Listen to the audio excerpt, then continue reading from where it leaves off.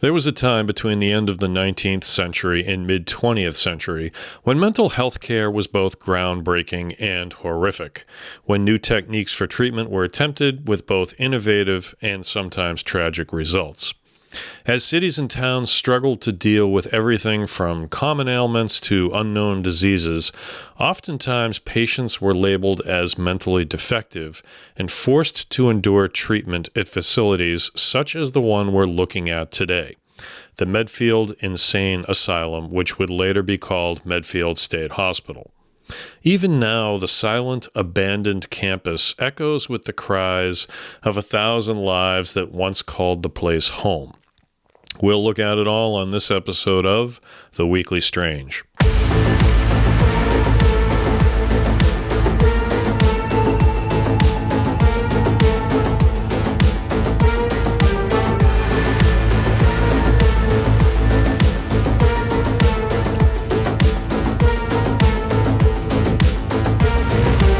Hello, everyone, and welcome to The Weekly Strange. I'm your host, John F. Murs, author, actor, adventurer. You know, when you first see Medfield State Hospital, your mind might go straight to horror movies. It has all of the classic tropes. The sprawling, isolated grounds situated high on a hill overlooking the town of Medfield, Massachusetts, the crumbling brick buildings, the broken windows. But the real story is much more complex and, frankly, a lot more human. This place wasn't built to be a prison. It was designed as a new type of sanctuary, and its story is a fascinating look at how our society's understanding of mental illness has changed. Back in the late 1800s, mental health treatment in America was often brutal and inhumane. Patients were frequently locked away in crowded, deplorable conditions. But a movement was gaining traction, the moral treatment movement, and Medfield was built as its shining example. The hospital was designed by a man named Dr. Edward French, and his vision was simple: dignity, purpose, and compassion.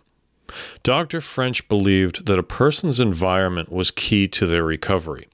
So instead of building a single fortress-like building, Medfield was a series of interconnected buildings with wards and cottages throughout the entire campus, each with its own purpose. There were no barred windows initially, no iron doors. It was meant to feel like a community, not an asylum.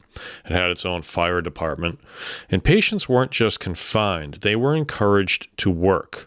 The hospital was a self-sufficient village, a sprawling campus with its own farm, a massive power plant, laundry facilities, a bakery, and even a theater. It's hard to imagine now, but in its prime, this place was humming with life. People often want to know about the lives of the patients here, and we can't know every story, of course, but archival records and historical accounts give us some insight. People were committed here for all sorts of reasons, some for severe schizophrenia or mania, others for epilepsy, alcoholism, or even what was once termed nervous exhaustion. A former patient, in a letter from the 1920s, wrote about finding solace in the hospital's gardens, a quiet space away from the noise and confusion. They felt a sense of purpose by contributing to the hospital's self-sufficient community, working in the fields, or learning trades like shoemaking. Now, it wasn't perfect, but for many, it was the first time they were treated with a semblance of humanity. But that idealistic vision couldn't last forever. The mid-20th century brought new challenges. The hospital was built for around 500 patients, but by the 1930s and 40s, its population swelled to over 2,000. Overcrowding became a serious issue, and the staff-to-patient ratio plummeted, and the personalized therapeutic care that Dr. French envisioned became impossible to carry out. The 1950s introduced a new era with the advent of psychotropic drugs. While these medications offered relief to many, they also marked a fundamental shift in treatment. The focus moved away from therapeutic work and community involvement and toward instead a medication management. Medfield, like so many other state hospitals, began to decline. Its grand vision gave way to a strained, overcrowded reality. The deinstitutionalization movement in the 1970s and 80s sealed its fate. The idea was to move patients into smaller community-based care centers, and for some, it was a successful transition. But for many others, it led to homelessness and inadequate care. By the early 2000s, the state no longer had the funding or the need for these massive institutions, and in 2003, the last patients left Medfield State Hospital, and the doors closed for good. Now the site stands as a stark reminder of that history, a testament to both a compassionate vision and its unfortunate decline. The story of Medfield State Hospital is not just about the buildings, it's about the evolution of how we treat and perceive mental illness in society. It's a powerful, sobering lesson. Now, I actually moved into the area in 2004, so literally a year after this place closed. And at the time, the Division of Capital Asset Management here in Massachusetts had gone across this sprawling campus. I believe the entire thing is 75 acres. I need to check on that, but it's somewhere around there. It's huge. It's just enormous. And many of the buildings up there were filled with asbestos, and you could not get access to them. Not that you would want to, since you'd be inhaling all of this awful junk. And the majority of the buildings were actually condemned. And the ones, they've knocked down a few of them since then, but the majority of them are still standing. One of the buildings, the chapel, has been converted into an arts center. Slowly, it's coming along. I'm actually hoping to do some field research there, so that should be interesting. But the place feels more like a college campus than a mental institution, for lack of a better word. And underneath all of these buildings is an elaborate tunnel system that connects all of them so that patients could be moved during inclement weather and this, that, and the other thing. And I have known people who have ventured into these tunnels underneath this campus where they definitely should not be, and had some pretty intriguing encounters down there. So with all that said, that's the factual history. But when you spend time there, you can't ignore the other stories, the ones that have been passed down from former employees, locals, and urban explorers. My friend was one of those urban explorers. These are the stories that have made Medfield State Hospital a paranormal hotspot. Abandoned asylums are often considered to be high-energy places for paranormal activity, and the sheer intensity of the emotions that lived on the campus, the suffering, the joy, the fear, the confusion, all of those are believed by many to have left a residual imprint on the very walls of that place. One of the most frequently reported phenomena revolves around the infirmary building. This was the place for the most critically ill patients, those who were nearing the end of their lives, and people who have been here after dark, that would be me, often report hearing faint, mournful cries or whispers coming from the inside, even though the building is now completely empty. It's very heavy. It's an unsettling feeling, as if the echoes of their pain are still trapped here. Now, I can personally attest to this. I have been up on this campus numerous times at night. I, a while back, was leading a very small, focused martial arts survival skills training group, and I brought the team up there one night with the objective of basically doing surveillance, recovering items from a dead drop, sorted other stuff.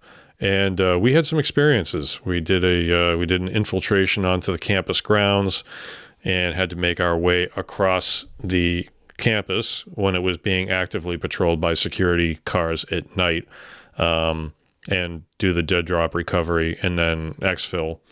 So in the course of doing that, we heard some stuff, we saw some stuff. But that's for part 2 of this episode of the Weekly Strange, when I actually venture up there and do some field research. That'll be part 2. That'll be coming in a little bit. Another famous legend is that of the Weeping Woman. The story goes that a female patient named Eleanor, who suffered from profound melancholy, would spend her days silently weeping by a window on the second floor of what was called Building 10.